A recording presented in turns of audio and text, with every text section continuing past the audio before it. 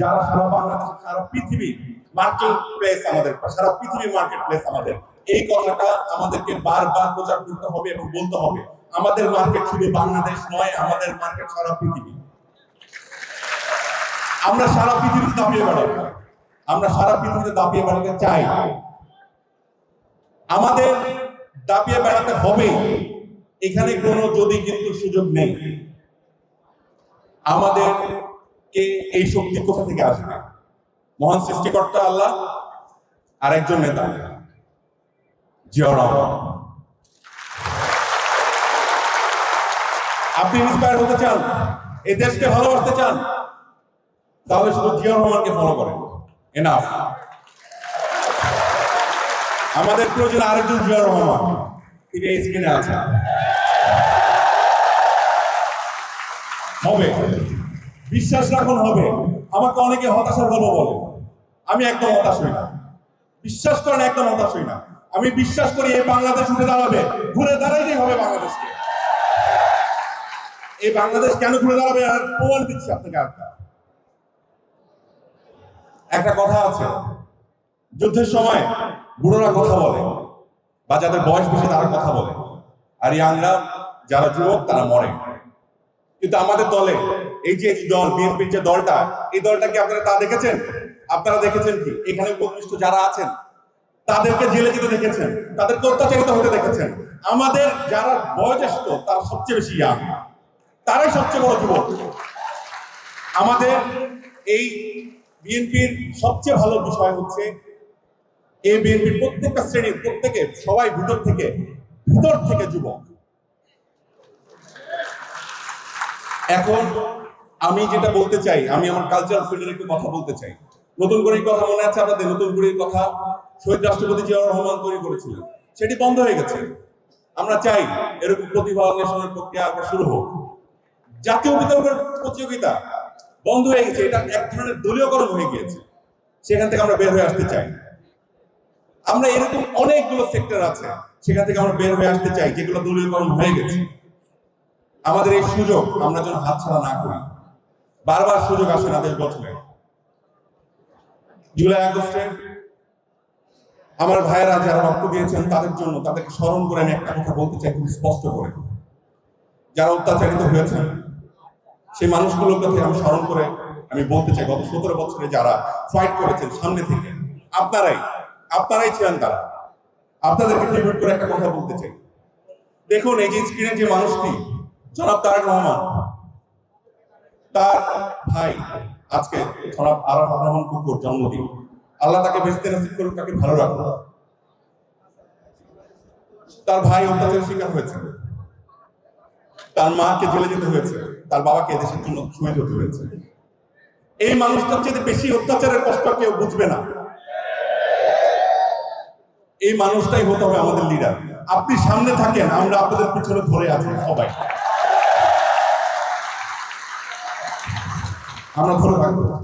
আমরা যুবকেরা, বৃদ্ধ, আমাদের নারীরা, সবাই, আমাদের বোনেরা, আমাদের ভাইয়েরা, আমাদের বাবারা, আমার মায়েরা, কেউ থামবে না। সবাই থাকবে আপনার সাথে, আপনার পেছনে। আপনাকে সামনে থেকে নেতৃত্ব দিতেই হবে, আপনাকে জিততেই হবে, আপনাকে দেখাতেই হবে যে আপনি শহীদ রাষ্ট্রপতি জিয়াউর রহমান, আমাদের আপসীন নেত্রী বেগম খালেদা জিয়ার সন্তান। আমি একটু আশার কথা দিয়ে শেষ করে দিচ্ছি। শেষ কথা, সরি আমার অনেক কথা বলছি, আমি আপনারা শুনছেন। আমি রাজনীতির বক্তৃতা দিতে পারি না, হয়তো এটা আমার একটা ব্যর্থতা, কিন্তু আমি খুব ইমোশনাল জায়গা থেকে একটা কথা বলি। আমার ব্যক্তিগত অভিজ্ঞতায় অনেক কিছু দেখা হয়েছে এই 24শে জুলাইয়ের পরে। অনেকে অনেক আশ্বাস দিয়েছেন, অনেক কথা বলেছেন, এটা করা উচিত, ওটা করা উচিত, কিছু হলে বিএনপিকে দোষ দেওয়া, অনেক কিছুই আছে। সবচেয়ে বড় দল, দোষ তো আসবেই, আমরা তো অভিভাবক, তাই না? আসতেই পারে। কিন্তু দেখেন একটা রূপরেখা, আগামী বাংলাদেশ কিভাবে চলবে এটা কয়টা দল দেখাতে পারছে, এটা বক্তারা বলে যাচ্ছে। কিন্তু সত্যি কথা হচ্ছে আপনারা একটু ভেবে দেখুন তো, এটা কয়জন বলতে পারছে, কয়টা দল থেকে এটা আসছে? এই দল থেকে আসছে। পলিসি মেকিং এর জায়গায় যেভাবে কাজ হচ্ছে এবং অন্যান্য প্রফেশনের জায়গাতে যেভাবে কাজ হচ্ছে, আমি বিনীতভাবে অনুরোধ করব 31 দফা নিয়ে আপনারা সিরিয়াসলি যেভাবে আপনারা ওয়ার্ক করছেন সেটার জন্য সফল করার জন্য আমরা সবাই সাহায্য করি। এবং আমরা ব্যক্তিগত পর্যায়ে মানুষ হিসাবে আপনাদের সবার কাছে আমার ব্যক্তিগত অনুরোধ, আপনারা যার যার জায়গা থেকে সৎ হন, অন্তত দিনে একটা ভালো কাজ করুন। একটা ভালো কাজ করুন দিনে, যথেষ্ট। আপনার দলের কথা, আপনার সবার কথা চারদিকে ছড়িয়ে যাবে।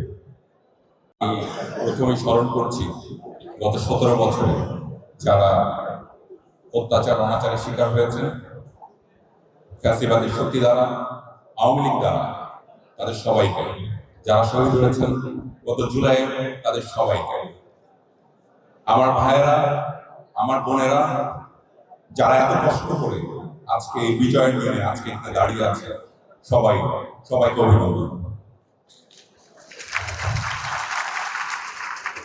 প্রথমেই বলতে চাই আমি, আমাদের এই আন্দোলনে যে মানুষগুলো অনেক অনুপ্রাণিত হয়েছে লিডারশিপের জায়গা থেকে, আমি তারেক রহমানকে এন্ডোর্স করতে চাই একজন অরাজনৈতিক ব্যক্তি হিসাবে। দেখুন, আমি এখানে দাঁড়িয়ে আছি কোনো বিএনপির মেম্বার হিসাবে নই, আমি এখানে দাঁড়িয়ে আছি একজন অরাজনৈতিক ব্যক্তি হিসাবে।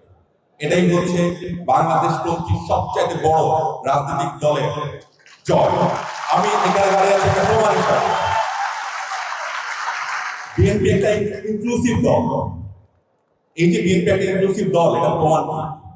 এটা প্রমাণ হচ্ছে এটা যে পলিসি মেকিং এর প্রত্যেকটা স্তরে, আমি ব্যক্তিগতভাবে আপনাদের সাক্ষী দিয়ে বলছি, প্রত্যেকটা স্তরে বিএনপি 24/7 কাজ করছে। প্রথমে শুরু করে শিক্ষা দিয়ে, শিক্ষায়, কৃষিতে, কর্মসংস্থানে, প্রত্যেকটা সেক্টরে যত জায়গায় দরকার, জায়গায় প্রয়োজন, বিশ্বাস করেন বিএনপির একটা বিশাল, এবং বিএনপির বাইরে সবচেয়ে জরুরি যেটা, বিএনপির বাইরে একটা বিশাল দল কাজ করছে, বিশাল দল। আমি ব্যক্তিগতভাবে এক্সপিরিয়েন্স করেছি, ব্যক্তিগতভাবে পৃথিবীর বিভিন্ন নামি দামি ইউনিভার্সিটির স্কলাররা যারা, তারা বিএনপির পলিসি মেকিং কাজ করছেন, দারুণভাবে কাজ করছে। এবং বিএনপি যে কর্মপরিকল্পনার জায়গা থেকে এগিয়ে আসছে, বিএনপি ইনশাআল্লাহ জনগণের ভোটে যদি ক্ষমতায় আসে, আপনারা দেখতে পাবেন বিএনপি এলোমেলো থাকবে না, বিএনপি অনেক গোছানো দল থাকবে।